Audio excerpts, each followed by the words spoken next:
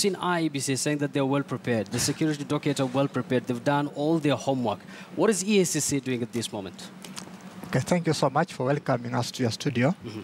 EACC has joined other stakeholders, other commissions and agencies in participating in the electoral process. So far, we have arrived at this stage where the final ball is in the court of the voter, the Kenyan. But as a commission, we are going to monitor the elections. We are going to give an observer team in the field. They are already there.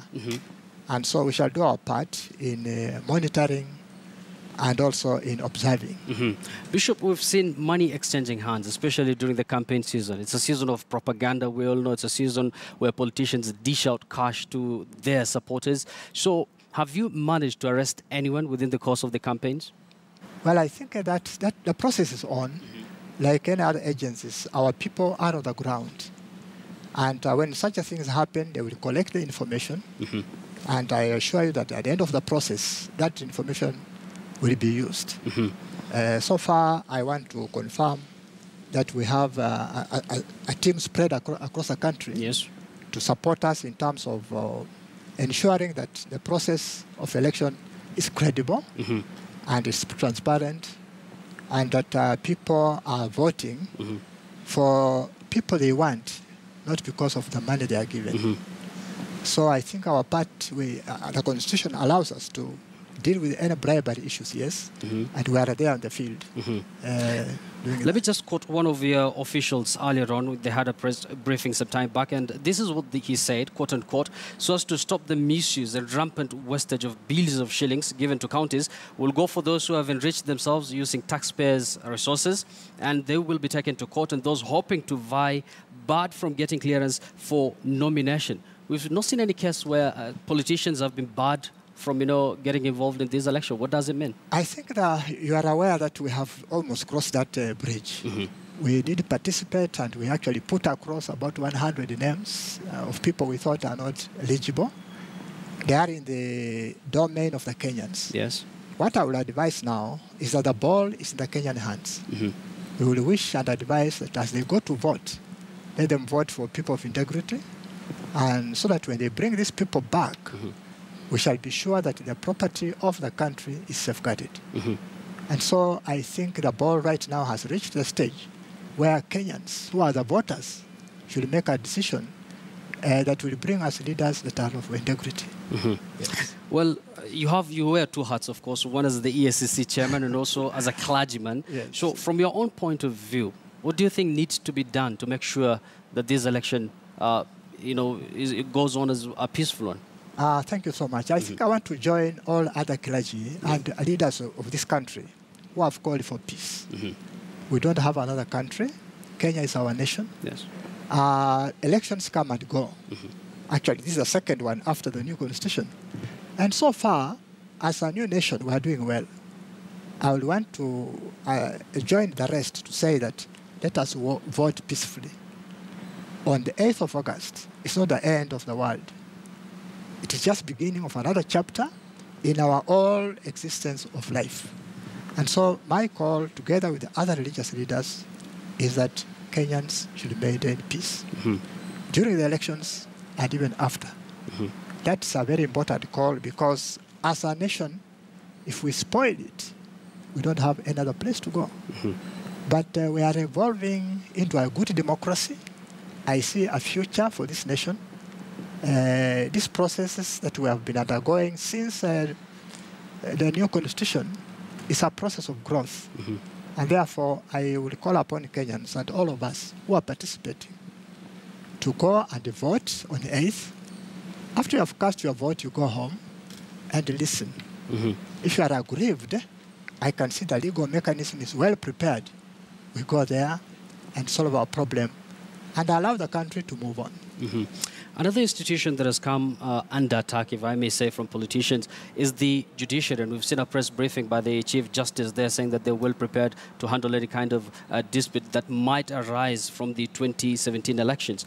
But I think EACC also has issues with the judiciary because you're on record having said, that, EACC does its job, investigates, but at the same time, these individuals, the culprits which you've taken to court, nothing happens to them. They walk scot-free.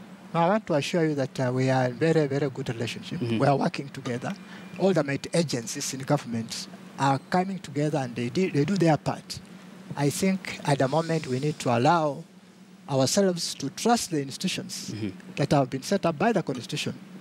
Because if we don't trust them, then we really go down to the drain. Let every Kenyan trust those institutions that the Constitution has given us. And one of them is like EACC, like the judiciary, and many others that help to serve this country. So we just keep them, encourage them to do their part, and all the arrangements that we are seeing happening now, they are being done for the good of the nation. And let me just take you back again. The politicians who've been, attacking the judiciary, and the judiciary have come out saying that, they cannot be, politicians cannot dictate how they're going to operate as far as, resolving dispute in this election is concerned. Do you think there's need to give judiciary the independence it deserves? I think it already has the independence. It is guaranteed in the Constitution, like any other institutions. And as you know, people they can have their opinion. But that should not be interpreted to mean that we should interfere with each other. We should be interdependent, but independent in our roles.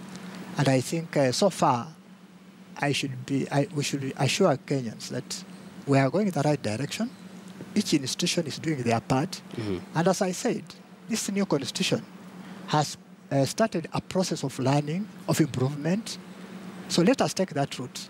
And trust the judiciary, trust the EACC, trust even the police and everybody else. Let these institutions be given that space to do what has been given to them as their mandate in the Constitution. Bishop, you've already mentioned that the final decision lies with the people come August 8th. Yes. But we are just 2 or 3 days away from the elections. And 4 days away from the elections. We have 2 or 3 days before the campaign season or the campaign window officially closes. Yes. And I can almost bet there are politicians out there who are still, bribing voters out there. What is your message to them?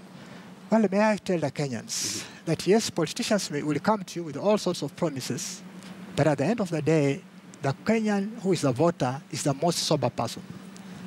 Just go to the elections, focused on what is your future, elect that person that you think is going to make a difference for the leadership of this nation. Forget whatever things they will come to give you.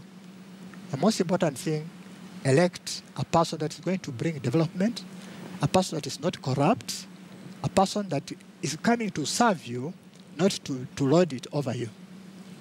And let me take you back to the incident that happened to one of the senior ICT managers of the IEBC, that is Chris Msandu, was, murdered. Of course, investigations are still going on. We still don't know who carried out that inhumane act. As a religious leader, do you think this is something that can be avoided?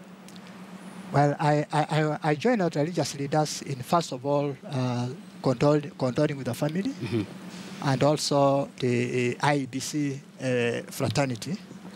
I also want to say that because this is this country has a legal framework, let us continue to allow space for the institutions that are concerned to work on it and bring justice to all concerned.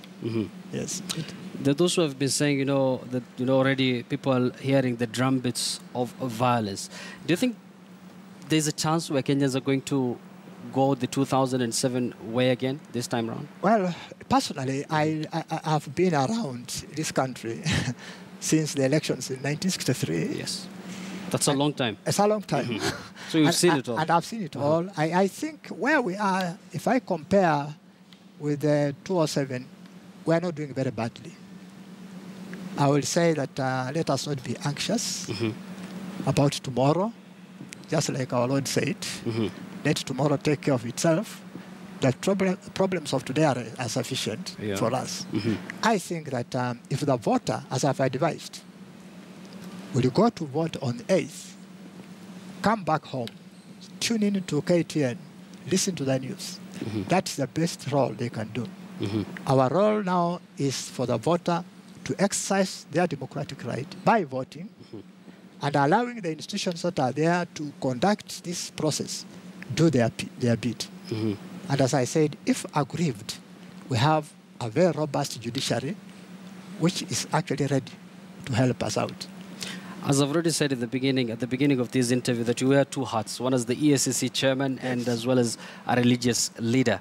From your point of view, you know, we've seen a lot of people poking holes, you know, to the Independent Electoral and Boundaries Commission, that is IEBC, and how well or how not well they're prepared for the August 8th polls. From your own point of view, do you think they have all what it takes to deliver a free, fair and credible election? To be fair, brother, you notice that we had a lot of challenges in terms of IEBC. These people were not set in until January this year, and they had a whole monument of work to do. The intro was full, basically. I mean, it was too much. I think I give them credit that within that short time, they have been able to do so much, and even yesterday demonstrated that they can deliver. So as I said, I think let us trust these institutions and encourage them to do better. We take lessons from where we have not done well and work on them to improve. But above it all, as Kenyans, let's not be skeptical about all our own institutions, but at every moment encourage them, provide information that will help them to grow. So I think IBC is doing well. Let's pray for them. Once again, I would like to hear your comment once again on this. There are people who your institution has not given some sort of clean bill of health as far as their record is concerned, and they're right now out there campaigning. Some of them are front runners, and they might clinch several seats come August 9th. So you already stand with your decision that the final decision stays with the Kenyan voter? Yes, the Kenyan should be there. Actually, we're asking the Kenyan to help us make sure that these people don't get back to leadership. If they do, well, the law is there. For the first time, they have the power in their hands, right? The law is there to take its course. Yes. Yes. Thank you very much, Bishop Eliud Wabukala, the EACC chairman. There you go. He has already indicated that the final decision, the final power lies with the electorate. That is the voter who's going to exercise his or her democratic right come August 8th, and that is as far as, you know, some of the leaders have been mentioned. You know, EACC had provided some sort of list of leaders who are corrupt or who have been deemed corrupt, and most of them are eyeing several seats, you know, be it in the county government, be it the National Assembly. So you've heard it from the EACC chairman there saying, you know, the final decision lies with the Kenyan voter. And that brings us to our studio interview this afternoon. Remember, on the campaign trail this afternoon, President Uhuru Kenyatta is in Meru, is expected in Tharaka Nithi any moment from now. NASA leader Raila Odinga will be in Kakamega's Buhungu Stadium. Our reporters Chris Thairu as well as Jeff Kirui are going to join us shortly and tell us more on that. But for now, we're going to take a very short break. We'll be right back with much more in our, program here, Kivumbi 2017, right on KTN News, your election headquarters. We'll be right back. Don't go too far.